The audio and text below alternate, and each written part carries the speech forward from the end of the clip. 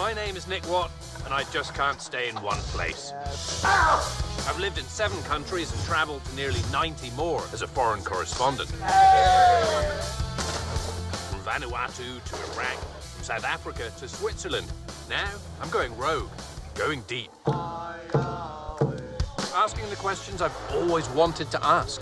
You see the spaceship? Oh, yeah. A little bit of kissy-kissy with the ladies. Doing what I've always wanted to do. Venezia. Going where I've always wanted to go. Don't know what to do with myself. Full immersion. This episode, I'm heading to New York City. You know how to hail a cab? I've been here, I don't know, maybe 100 times for work and play, but there's still a neighborhood I've never been to. Harlem, that crucible of African-American culture, which I hear is right now evolving. Thank you. A shave. Years ago, we didn't have a lot of straight hair in our chair. And getting schooled on the court. There it is, Nick! There it is! By women. I've never played this game before, okay? I'm also heading to the Hamptons, playground of the rich and famous. Unlike Harlem, it's a place I once knew well. 20 years ago, I got my start in journalism out here, writing for the local paper. But have the regular people of the Hamptons survived the onslaught of wealth? I don't blame them. I would want to come here, too. Or is this place now just an artificial, manicured Manhattan suburb? This is the Hamptons. We're smack dead in the middle of lifestyles of the rich and famous. This is your world through my eyes. This is Watt's world. New York City. For a farm boy from Scotland, there's just too much to see, too much to do, and so? I'm embarrassed to say I have never been north of Central Park. I've never crossed 110th Street, as Bobby Womack famously said. Harlem.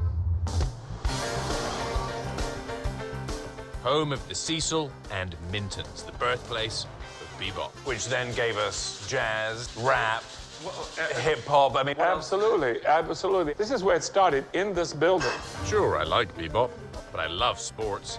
Rugby is really my thing. Get in here and warm up, man. Showtime. This cracked patch of asphalt stuck between the projects and the river is one of the most storied basketball courts in the world. We're happy to have you here today. Yeah. To be at Rucker Park, which is a historic place to be. I mean, this one court is the center of basketball in Harlem. The mecca of basketball in the world. If you never played at Rucker Park, you never played basketball for real. This is stomping ground. Street-style ball was born here and played by the likes of former Harlem Globetrotter Bobby Hunter, who's calling today's game. Now, do you still live here, or do you... I will always live in Harlem. Really? Yes. Why? Well, Langston Hughes said, if you want to find out what's going on, go to Harlem, because how Harlem moves is how all black communities around the world move. And we're not just talking the Harlem Shuffle or the Harlem Shake, which can be traced back to a dancer right here at Rucker. We're talking everything since the Harlem Renaissance of the 1920s and 30s, when post-emancipation African-American culture, art, music, fashion, and literature flourished right here. Okay, today I'm playing for the Jammers against the Harlem Shuffle. This is the first. The first game to be played, mixed gender in here, was played 2 weeks ago here in Rucker Park. 2 weeks ago? 2 weeks ago. Mixed gender, this is history. There's not a mixed gender team in the world. I've never played basketball before, with men or women. I wonder if anyone will notice. Can you give me any tips how to... I mean, it's just... Pretty much don't If do I'm that. fancying it like that. Pretty much don't do that. That was my only move, though. Let's get ready to rumble! And there we go. We're starting off. One of the most exciting games, a mixed gender basketball. And Nick mixes the whole basket. Nick had no spinach on that one. No Wheaties. Here goes Nick. He is on being defense.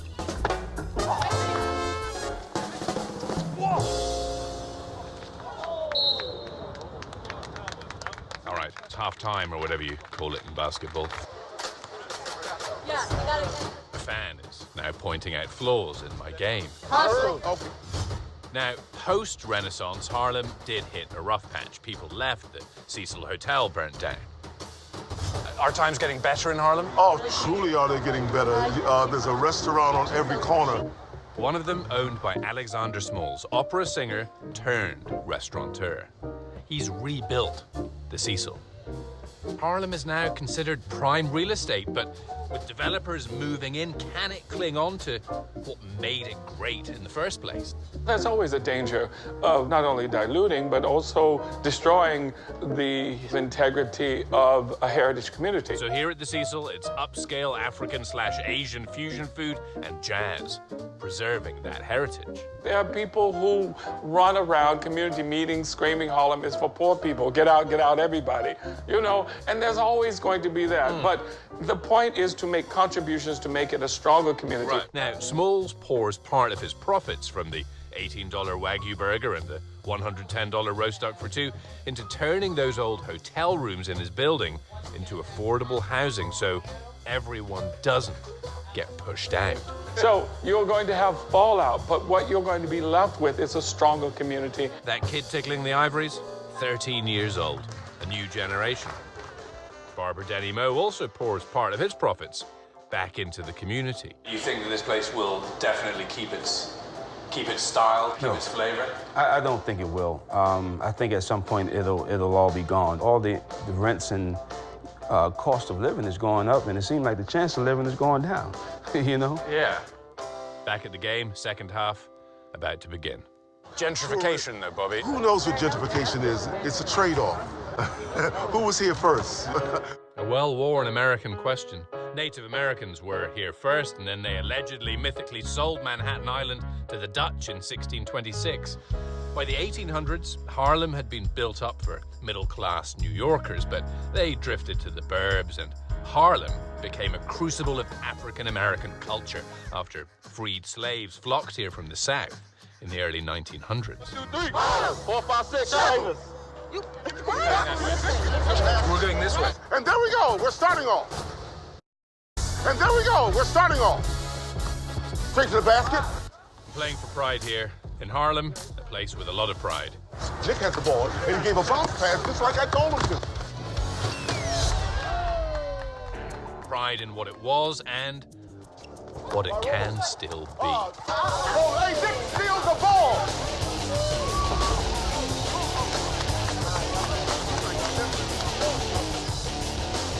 Revenge. Right there. Uh-oh, he stole the ball. All right, fire. Oh! And Nick scores his first basket. Okay, technically I was traveling, but they're all just too polite to say so. He's tremendous. I didn't know he had that ability. There are no plans to turn Rucker Park into yuppie condos, and thanks to the likes of Alexander Smalls and Denny Moe, money won't push out what really makes Harlem what it is, the people.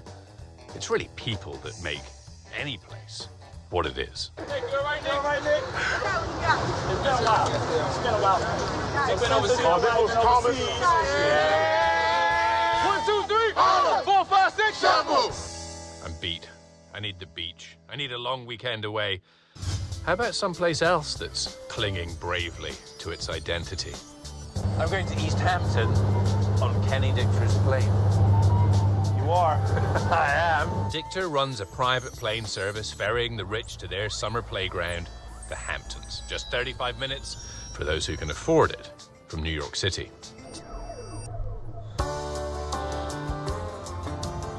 Last time I came, it was not by plane. I was a poor college grad following a girlfriend out here. I got my start in journalism at the local paper. Peter Boody was my boss, always bitching, threatening to leave because of the influx of rich people. I wonder if real life still exists out here. It was once all potato farmers and fishermen. Has the wealth washed them all away?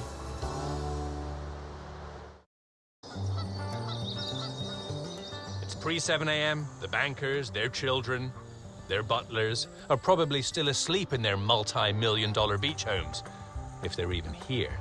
And Dean Foster is lifting potatoes. This is like having a potato field in Beverly Hills. Yeah, that's right. That's right. We're crazy, right? Yeah. This was once all potato fields until they started building mansions. Probably the most expensive potato fields in the world. An acre of land here in Sagaponack now sells for $6 or $7 million. But Dean isn't selling.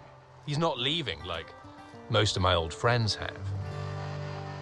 Do you actually make good money on the potatoes? It's a gamble every year. Some years you do well, and other years you don't make anything. You make enough to pay your help. Artists and writers started coming out here in the 60s, and the bankers soon followed. Are there any benefits of having all the rich people here? Do you go out Hamptons partying at night? You know, I used to, not anymore. I'm not angry at them. I don't blame them. I would want to come here too. The Fosters have been here 5 generations, but Dean might be the last. Russell Crowe would play him in the movie, and he would, of course, drive a World War II Jeep between his shrinking patches of Hamptons. He owns 200 acres worth, maybe $500 million. You could just sell it. That's right, Nick. We could just sell it and do nothing, but then what do you do then? And you don't want to move to Manhattan? No, I don't. I like it here. In fact, you probably won't believe this, but I haven't been to Manhattan in 11 years. Dean sells to potato chip makers. He has a farm stand in summer, but that's not going to cut it. Dean's solution to saving his beloved potato fields? So this is where basically the recipes and everything will come forward. And where you're going to make that into vodka? Exactly. Sagaponica vodka. Dean Foster, to survive, is going to turn his potatoes into vodka for Shishi Hampton's bars and save his land and lifestyle in the process. You need to add value to those spuds. Exactly. That's what we're looking to do here. Got it. Available, if all goes according to plan, this Hamptons summer. You know, Dean's not afraid of a little Hamptons flash. Right there is my hangar. Uh-huh. Right here is the airstrip. There's an airstrip. Yeah. So airstrip with a brand new house getting built right at the end. How about that? It's not Dean's.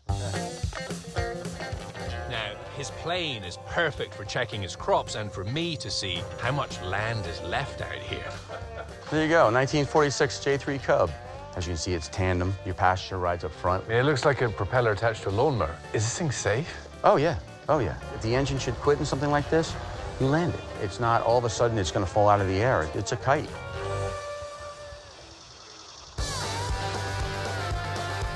This just seems so low tech. We like it like that. It's easy to fix if it's low tech. All right, I'm just going to wheel around and go. Okay, do it.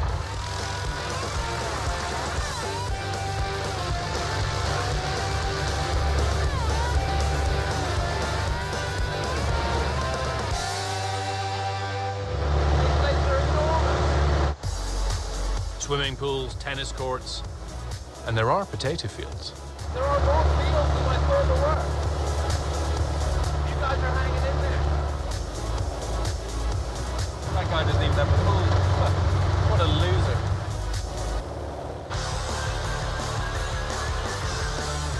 Coming in like a bird, Dean. Remember, Dean is in control from the back seat. Can he even see? I'm flying over the Hamptons in a potato farmer's plane. Yes, potato farmers really do still exist in this seaside playground of the rich and famous.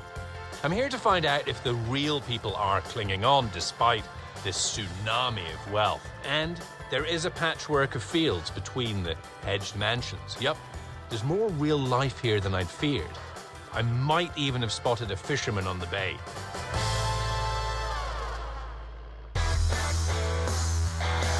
Here's how you land a 1946 papier-mâché kite.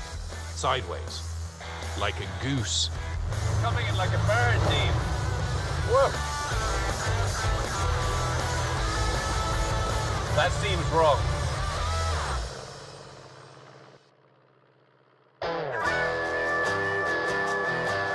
Back in the day, the bays and their fishermen were part of my beat on the newspaper. Their numbers are falling, but they are still here. Shinnecock Bay, Southampton. Phil. Nick, hi. Hi, Nick. Nice to meet you. And you. Captain Phil. Captain Phil. You're wearing a wetsuit and I'm not. Am I going to get wet? You're going to get definitely wet, and there are some jellyfish and crabs in there, but you're going to be fine. Shake, Ginger. Get it over with. Sit. Shake. Sit down.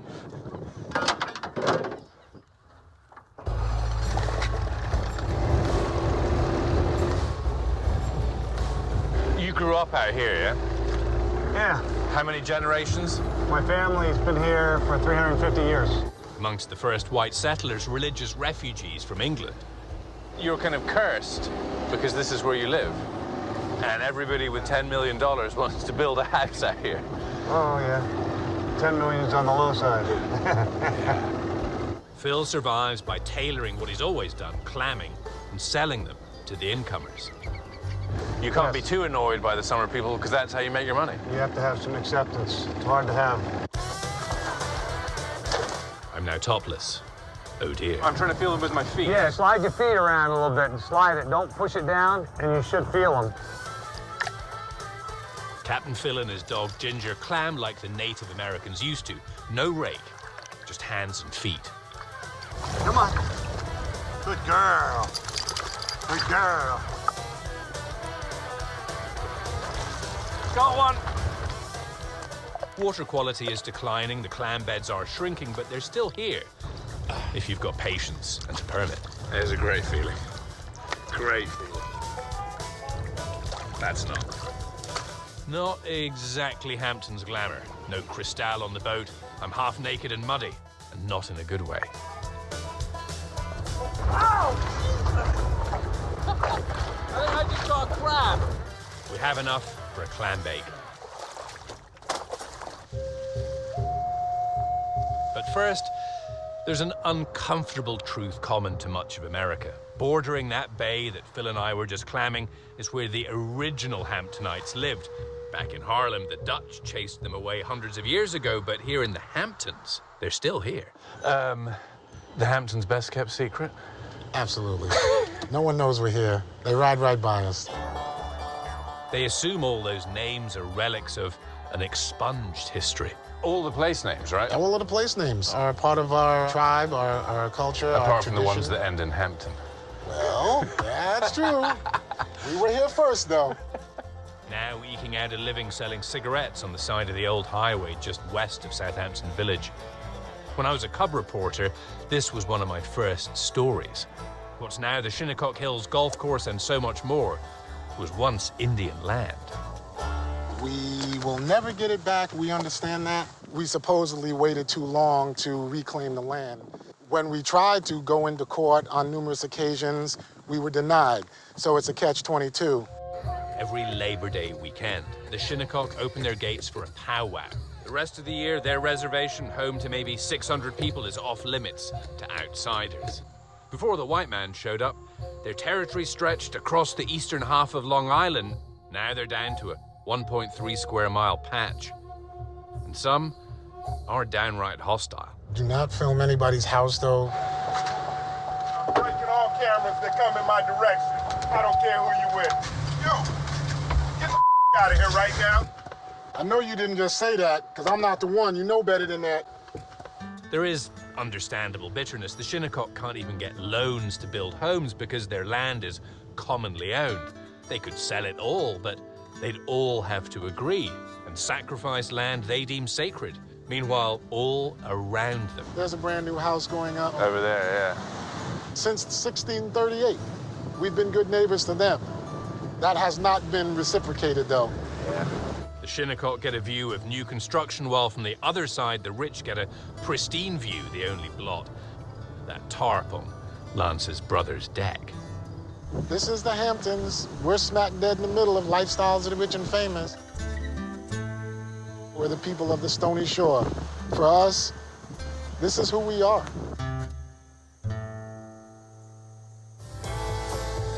Yes, there are the rich and famous, rappers, Baldwins, bankers, bakers. But there are also still more normal people clinging on, making a living, loving this place, like Captain Phil, who's cooking up those clams we picked. This is Flying Point Beach, super sceney in the summer, slightly off-season when dogs are allowed and you don't need a season pass to park. It's sublime. And my grumpy old boss, Peter, and his wife, Barbara, they're still here. And so is my old girlfriend and her husband and their boys, and Dean the farmer.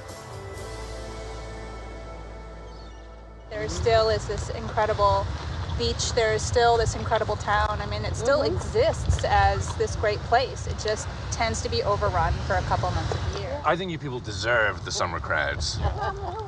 It's payback. And if it gets too much, apart from the Shinnecock, they can always sell their slice of Hampton, cash in, and move on.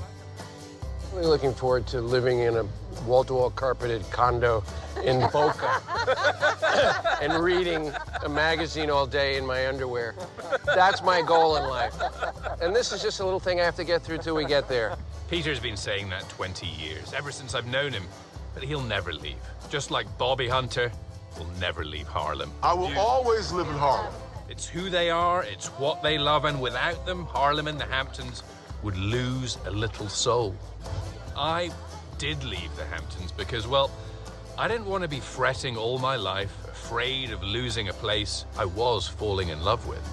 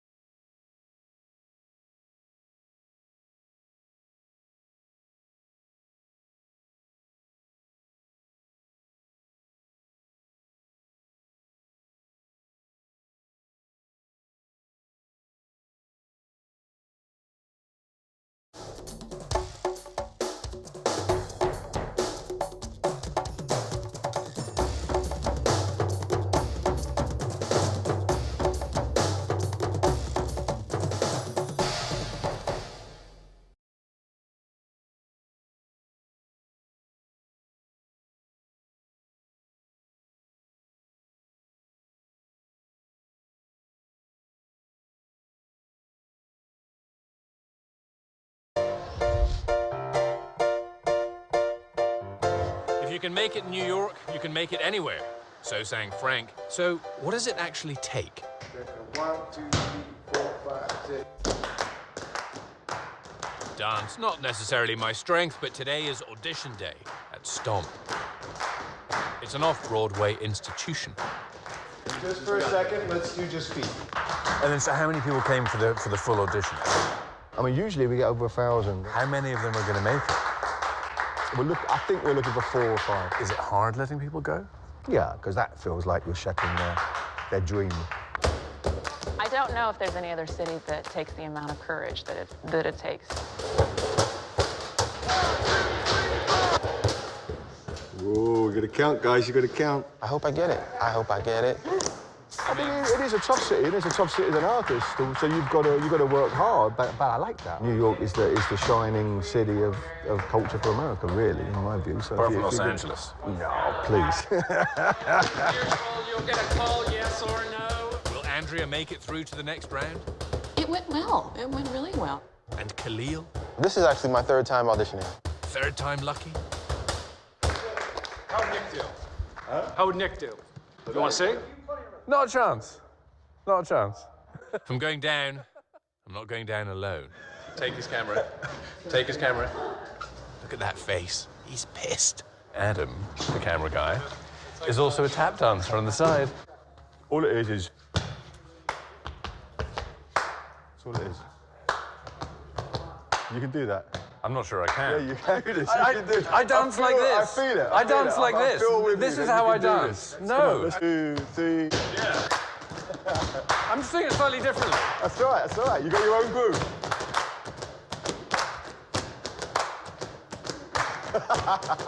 Tuba, tuba.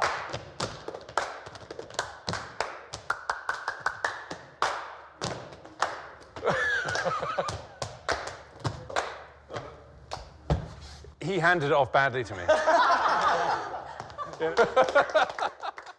I was not invited back, and neither was Khalil. It's a process. And coming into it, you have to know that that no was a part of the process. To make it in New York takes talent, but also a thick skin and bounce-back ability I really don't have. And Andrea, yeah, didn't happen. You haven't heard the last of me, stop. Nick and I are leaving.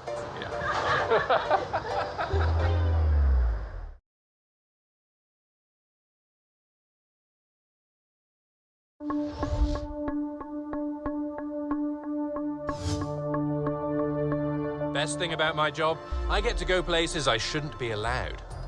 I was a Cold War buff as a kid, obsessed with the UN and those hidden geniuses, interpreting delicate diplomatic dances and saving the world in a way. Could I save the world? For any interpreter, this is the top of the top. So, if you're an interpreter at the UN, you walk with a little bit of a swagger? Well, I try not to, you know. It's always nice to stay humble. I can do humble.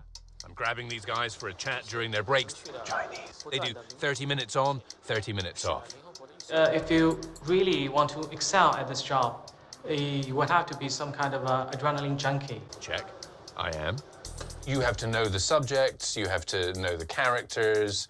I find that you need to know history. I love history. You have to be eloquent as well. We have to be eloquent as well. I'm a professional talker. Sometimes you just get that term thrown at you that you're like, what was that? You get one chance, and it was good or it was bad, but when it's over, it's over. What do you do if you have a brain freeze? You can never take off your headset. You have to continue, no matter what happens. Got it. What happens if you do get it wrong? If we do get it wrong, well... Come on, how hard can it be? I did French in school. The president of the Human Rights Council is about to speak to the General Assembly. I got a booth, I got a headset. Give it to me. Of the General Assembly is called order. Monsieur le Président, Excellences, Mesdames et Messieurs, c'est pour moi un réel privilège. My delegations, the whole over the world, it's a very particular, our pleasure to Conseil des droits de l'homme des Nations Unies. the declaration of this society, the ambassador, C'est le 8e cycle de la présidence du Conseil des droits de l'homme. at the end of something to preserve and guarantee. I can't hear him speak because I'm talking. No, I cannot save the world. My French is terrible, and I can't listen and talk simultaneously. For there's something of the earth, something about mankind, something's happening in Marrakesh in November. I don't know, he's lost me. Les États insulaires contribuant au respect du principe. I now give the floor. Those men and women are the unsung heroes of world peace. Thank you.